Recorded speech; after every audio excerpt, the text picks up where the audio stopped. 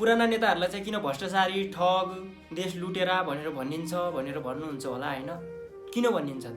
एकैछिन माथिको भिडियो हेर्नुहोस् है। माथिको भिडियोमा चाहिँ बालेन शाहले त्यहाँ बस्ने सिट सहित राम्रो राम्रो ठाउँमा हैन बस्नको लागि काम थाप्नको लागि बेन्चहरू बनाइराख्नु भएको थियो हैन।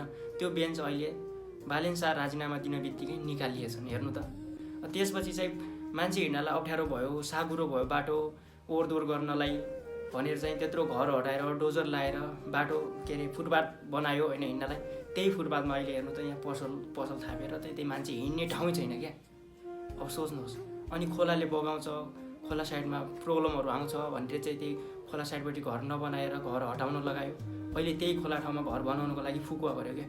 यदि राम्रो नेतृत्व पुगेछ भनेपछि त्यो ठाउँमा कस्तो हुँदो रहेछ र अहिले नराम्रो पुगेपछि कस्तो हुँदो रहेछ कि राजीनामा दिन बित्तिकै काठमाडौँको पहिला जति पनि विकास गरेका थियो अहिले एक गरेर सत्यानाश गर्दै गइरहन् क्या।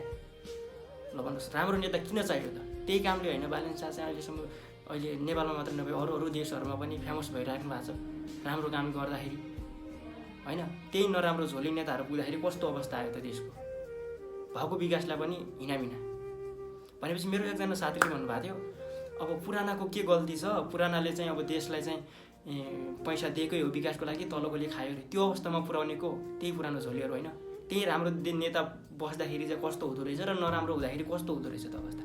यदि नेतृत्व राम्रो भयो भने चाहिँ सबै चिज राम्रो हुँदै जान्छ क्या। पुराना नेताहरूको गल्ती हो क्या। अब त्यो भ्रष्टाचार तल पनि मान्छे जनतालाई खाना बनाउने अवस्था पुर्याउने को? त्यही नेताहरू होइन? त्यही नेताहरू कि होइन? न रोजगारी दियो, विदेश जानु बनायो, डुबायो, उल्टो त्यही विकास दिएको पैसा भने आफू आधा राख्छ अनि त्यही भने आधा दिन्छ, त्यो अझ उता काटिन्छ, उता काटिँदै गर्दाखेरि यति विकास यति आछ भनेपछि यति पनि हुँदैन कि विकास। त्यस्तो तरिका छ। त्यही भएर अब चाहिँ हामीले चाहिँ सोच बदल्ने टाइम आछ। सबैजनाले चाहिँ एकदमै सोचेर बुझेर भोट हाल्नु होला। हाम्रो भन्दा पनि राम्रोतिर ध्यान दिनु होला र योपालि एकदम राम्रो मान्छेलाई जहाँसम्म लाग्छ राम्रो मान्छेलाई चुन्नुहुन्छ होला भन्ने विश्वास छ र राम्रो मान्छेलाई हाल्नु होला। देश विनाशतर्फ गइरहेछ, विकासतर्फ लग्नु छ। हामी सबैको हातमा छ। हामी सबैले भोट बिगारेर यो अवस्था पुग्यो। हामी सबैले भोट सुधार्नुपर्छ। अब चाहिँ त्यही हो, यही भन्न चाहे।